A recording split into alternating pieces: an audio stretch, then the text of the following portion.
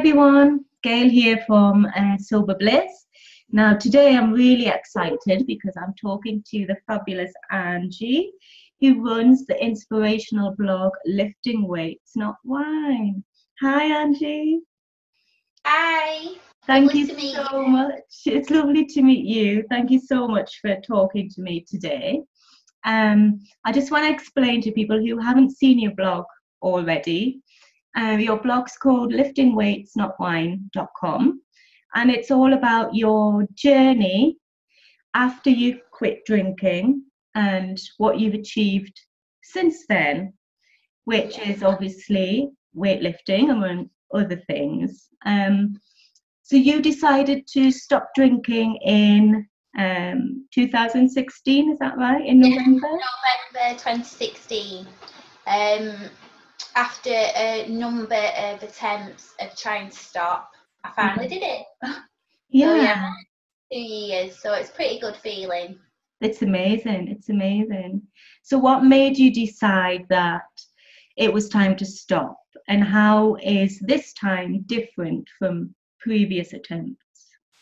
I think I got to the point where I was sick of feeling sick. I don't know if it was an age thing. I was 41, the hangovers were lasting longer.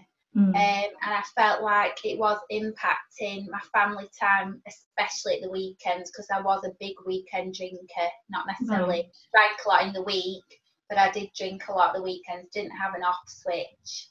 So I was spending all week looking forward to family time at the weekend, and then spending all weekend feeling rubbish, thinking about the next glass of wine to make me feel better. Yeah. And it was just a number of things, you know, when certain things happen, you just get to the point, they're probably just signs or whatever, and you just think, right, this really has to just change, it cannot carry on.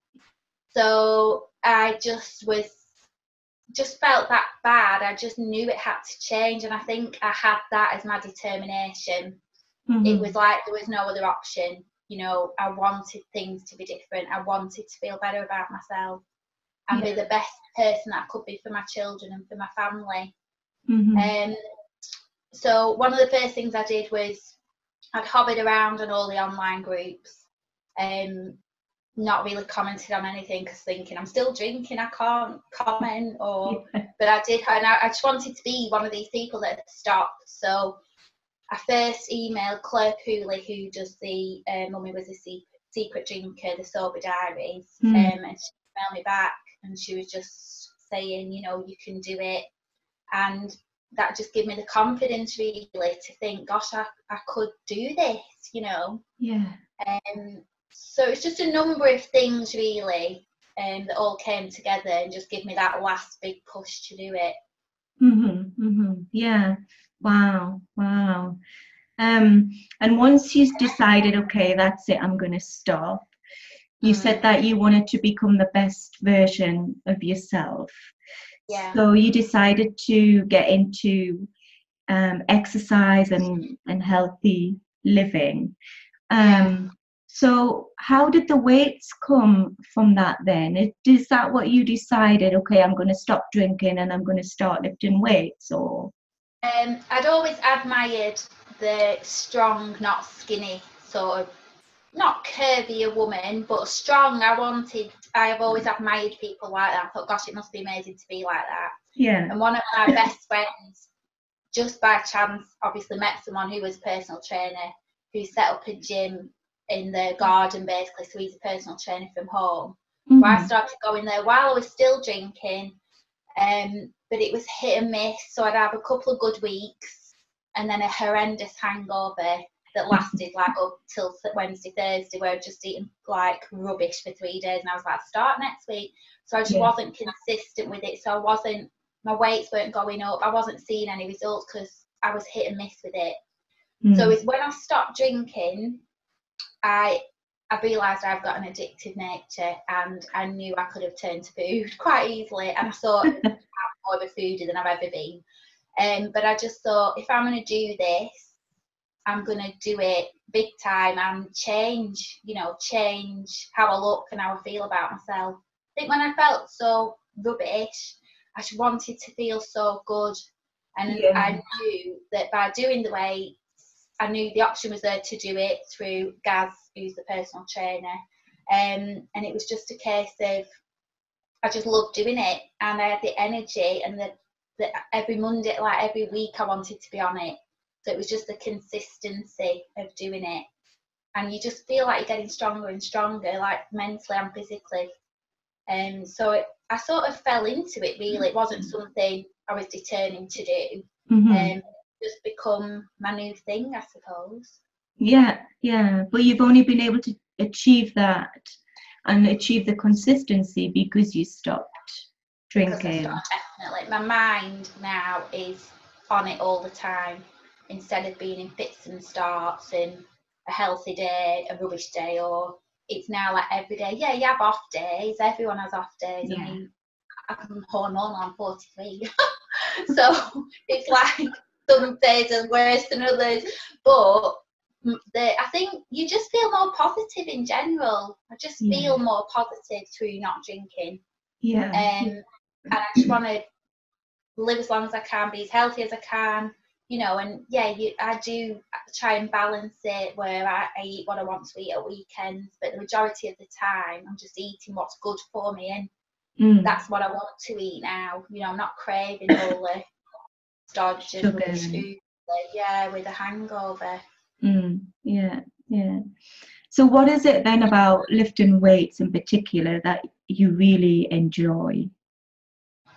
I think you see a difference. I've seen a huge change in my actual build, in my figure. Right. My last blog that I did was on weights. I've always been obsessed with weighing myself and being a certain weight. Yes, I saw that. Yeah, and you move away from that. I'm still struggling with that, but you focus more on being strong, you know, and fueling your body. And it just changes your mindset, really, to thinking, I need to eat well because I want to be able to lift a heavier weight, you know, and you do get an adrenaline rush from that, definitely. Yeah. But you don't look like a bodybuilder type person. So no. how do you I don't want to, really. Don't say that. No. But you do look really strong and fit and healthy, but you're not my area I've noticed the most is like my middle area, because that was where, when I was drinking, I put on a lot of weight. I mean, I've been 5 stone heavier than what I am, but I will always have slim legs. That was just my build. But my weight, it was my stomach, and that is what has slimmed down the most, I would say, since I stopped drinking, definitely. Wow. Because they say, don't they, you know, like the wine belly, and that's the muffin top. And I think that's where I've noticed a difference. But just physically stronger in more energy to do things, and I feel physically stronger. Yeah. Well, you look amazing. You really do. Oh, thank you. Some days are better than others. Yeah. I know. What would you say to somebody who's, thinking, okay, I'm going to stop drinking and maybe weights is something that I could do? What advice would you give to somebody who's thinking about going in your kind of direction? Yeah, I think you definitely need to go to someone, obviously, who's a personal trainer or instructor, because I'm not, you know, I'm just lucky enough to have a friend who just lets me use his gym, basically. I started off really early. Even when I was drinking, I did do the Gillian Michaels DVDs. And she's the 30-day shred. 30-day shred. She's done lots. She's huge. I love her. And that's a really good place to start, because it's more like the HIIT, so it's like high intensity training. So you've still got a bit of cardio, but then she's got all the weight moves in there. You can just use whatever you need then. But I started doing that quite a while ago, and then obviously moved up into the gym, because my friend, I don't go to a gym, it's just my friend's gym that I go to. So quite lucky with that, really. What's the heaviest weight that you've lifted then so far? Well, I can deadlift my body weight, so quite chuffed with that. Yeah. catch up with that. So, and could not do that before. And it's quite, that isn't really a lot when you look at what people can lift. That isn't really a lot, but it makes you feel good that you can do it. Do you know, if you think, Yeah. I have a need to do that. God, definitely. I struggle with I've got two like little hand weights which are 1 kilo each, and I do the Gillian Michaels 30 days squared. And when you get to that one where you've got to go like that, oh, I struggle with that. But honestly, you do get that. I was on the 2 kilogram weights when I started doing Gillian Michaels.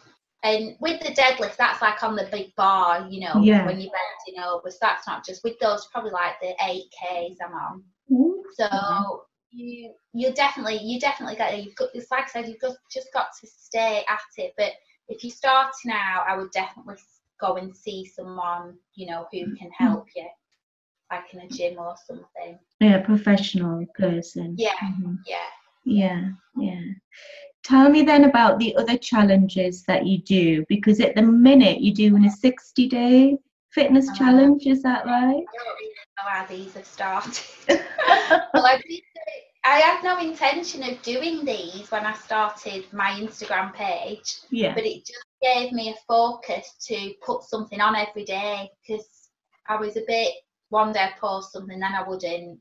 And then I was just reading like how you can grow your page, obviously, and get more people on board. And someone had suggested the fitness challenges or just posting something every day. So I was like, well, I don't really know what I would put on. So when I mentioned it and then people were interested, so I've done the 100-day challenge, and then I'm now on the 60-day challenge. But I seem to have lost a lot of people along the way, so I don't know if anyone's still listening to me. Maybe they're too busy doing their own. I know, yeah, they might be. So I'm nearly on day 60, so that's quite good. And then the other things, I mean, I've always done 5Ks, like tried to do the 5Ks, so like cancer research and Race for Life. But yeah, I signed myself up for the Tub Mudder. What's that? Hell on earth. I signed myself up for that before I'd stopped drinking. That was one that I signed myself up for this, and then I signed. That was about 2 weeks before I stopped. So weird how things happen. Like I never, do you know? When you look at it now, and I'm thinking I've got to become one of these people that, you know, all they do is exercise and get really strong. So it's basically they're all over the world, and it's 22. How many miles is it? I think it's 20 miles. I think not 20 miles, 20k. Right. And there's all of these like obstacles. So, but a lot of them are mind over matter. It's like going into ice cold water and going underwater. Yeah, and there's a lot of mud, climbing up things. So yeah, I did my second one this year, but it's a brilliant sense. It's scary. You are really scared before you do it, but it is a brilliant sense of achievement. Think I can do that. Yeah. You know? So my aim is to do one every year for the next 8 years, so then I will have done 10. Years. That's my aim. Yeah. And is it an individual thing, or do you do it with a team of people? I did it with a team last year.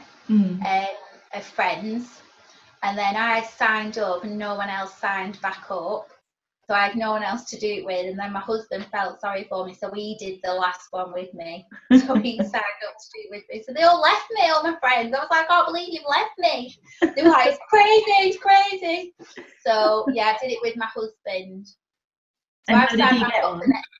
Yeah, he enjoyed it. Well, he's ex-army, so he's quite good with stuff like that.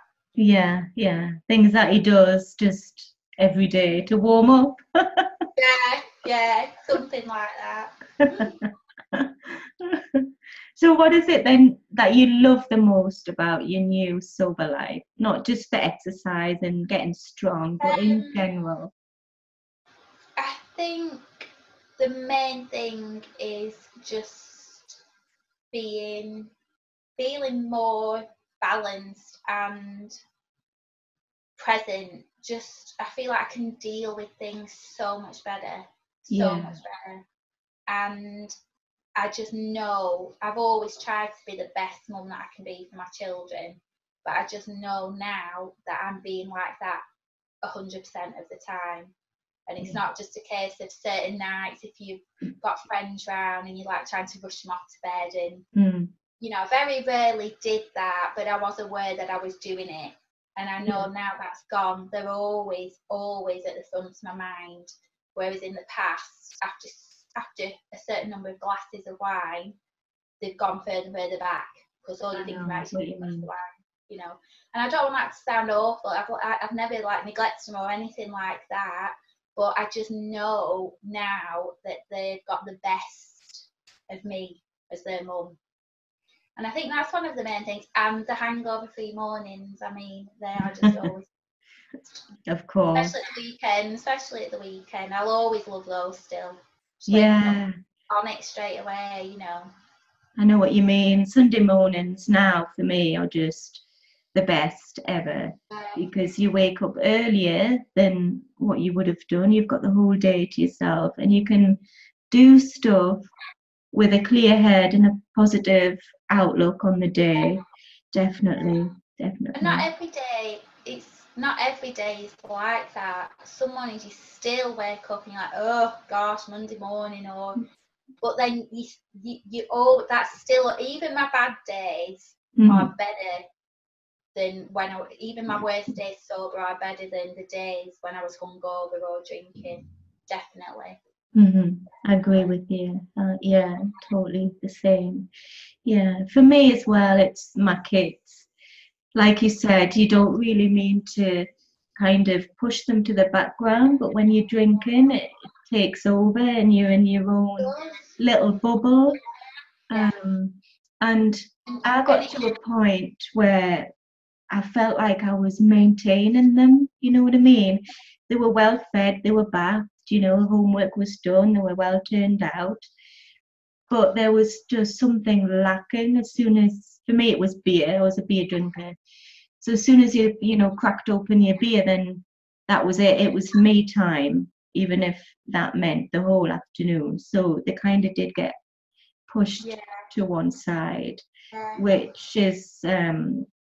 it's not good, and I still feel really guilty about that. But now, I know, but don't do, because I do. I know exactly what you're saying, but we've changed, we've improved that situation. You know, a lot of people are just going along, not doing anything about it. You know, not even feeling guilty about it.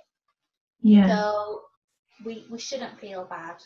No, so because yeah, but like you said, we've done something about it now, and it's life's so much better. Even on the bad days, it's better than before. Definitely. Yeah. What would you say to people then who were thinking, oh, I might have a problem with drinking, maybe I should, you know, cut down or stop? What would you say to people to encourage them just to go for it? Well, it's the best thing I've ever done for my health and for my family, really. The best thing I've ever done, because it is a game changer. It has changed my life 100%. Just opens up more possibilities, I think. I couldn't moderate. I mean, if you can, anyone listening, if you can moderate and you're happy with that, but if you're really looking at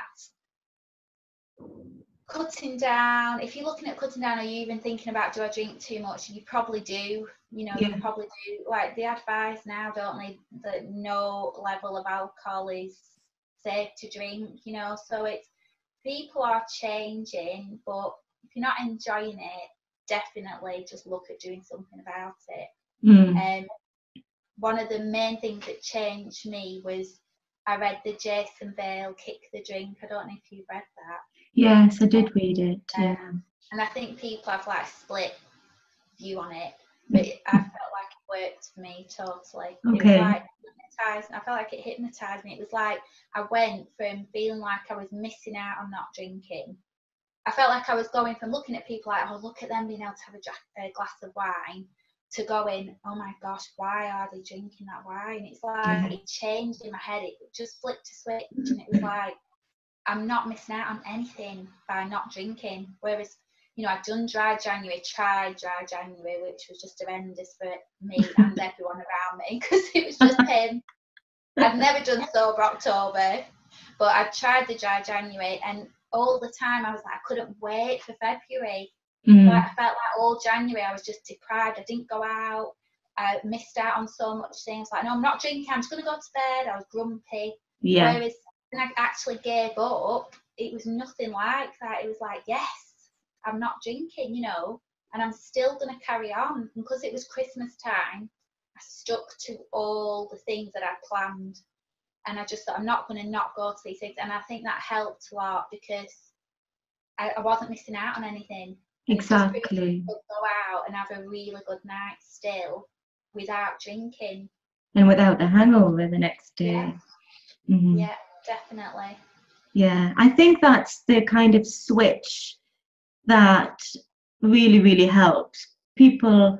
I help people on my program to get them to realize and understand that actually alcohol isn't doing them any good at all, and they're not giving up on anything when they remove it from their life.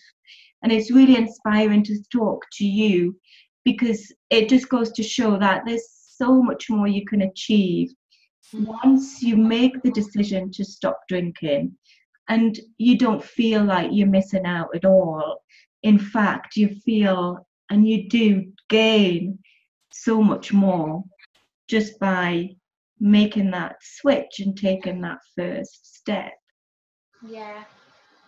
I think as well, you've just got to believe that you can do it, because at times, gosh, certain times I could have killed for a glass of wine, but when you've got so many, even weeks, even if you've got a good chunk of weeks behind you, you're just like, I'm not going to lose that for one glass of wine. I'm not doing it. So you develop different ways of dealing with it. You know, you just find different ways of getting over that. And it passes. It passes within 10, 15, 20 minutes, that urge. Exactly. But I very rarely have that, and I can't really remember what it was like having a drink. That's amazing. That's amazing.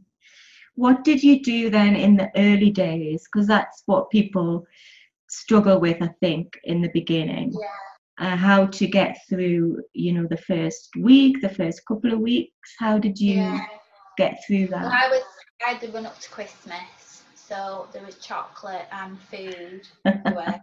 So I just thought, I just thought to myself, I'm just going to look after myself till January.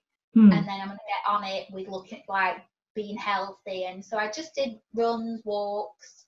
I didn't push myself to do something every day, and I let myself eat whatever I fancied. I had lots of hot chocolate. I don't know why, but hot chocolate. Oh, me too. It's like this miracle drink when you stop drinking. Oh, have a hot chocolate. And Beck's Blue. Well, non-alcoholic lagers in general, really. But I was just buzzing off not drinking. I couldn't believe I was doing it, really. Wow. And that was like the adrenaline, that it kept me going. Yeah. And it was a good time anyway, Christmas. Instead of looking at it as like, oh, it's Christmas. Normally, I mean, in the past, I've drunk 2-3 bottles of wine on Christmas Day throughout the day. Do you know what I mean? Yeah. And that's when I'm doing Christmas dinner at our house with everyone around. So it's not, Christmas for me is a time where I'm like, woohoo, like I can drink whenever, you know. So it's not like I would have a little glass of red wine with my tea. It would be a big blowout time for me. For the whole 2 weeks the kids were off, it would just be like party time. So the fact that I wasn't drinking, it was like Christmas Day, feeling good on Christmas Day, it was amazing. You know, it was like, yes, I feel so good. So that was like the buzz off that. It was better than any drink would have been, if you know what I mean. Yeah. So how is Christmas better in general than being sober? Well, 100% just the kids, really, just absorbing it all and seeing it through their eyes. So I've blogged about this in the past, and it's like if you're going on holiday now or even going camping, we do a lot of camping. They're buzzing about going, and they're just genuinely so happy that we're just going on holiday. So it's like I'm back at that level. It's like, oh, instead of thinking like, well, have a drink at the airport or always get on the plane, holiday mode. That's gone. It's just it's nice to not have to cook meals, or you enjoy the other things. Do you know what I mean? So I think with Christmas, you just go back to basics, really. I think when you're not drinking, it just strips everything down to what it's about. And it's just, you know, the kids meeting family, catching up with people, and still being able to go for a run, or, you know, not waiting for the 1st of January, because that would be my big thing with like, well, I'll blow out now, and then 1st of January I'm on it, you know, and that would last for like 2 or 3 days, and then it was just this vicious cycle. Yeah, but now it's all the time, and I totally get what you say when you just appreciate things for what they are. Christmas Day, holidays, Saturdays, just are so much better. Yeah.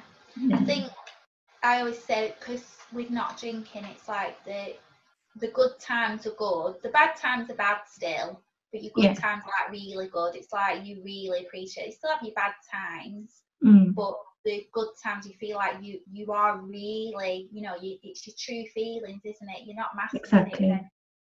You know, so when you're really laughing, you are actually really laughing at something that's made you laugh. Yeah. Not the next day you're like, what was I laughing at? Yeah. What does the future hold then for Angie? Oh, I don't know. I'm looking at changing my job, so I'm hopefully looking at becoming a body pump instructor. Wow. Because at the moment, I've got my own ironing business. Oh, have you? Yeah. Oh, cool. So I was a mortgage advisor before I had kids, and then when I had kids, I stayed at home. And then I've been doing my ironing business for like 7 years now. Oh, wow. I don't iron at all. I haven't ironed anything for 14 years. I don't iron a lot myself. You won't be a very good customer. So that basically fit around the kids, but I've lost the will to live with it really now, which sounds awful. But I've just read something new, and so I've just looked into doing a body pump training course. I'm hopefully going to do that in January.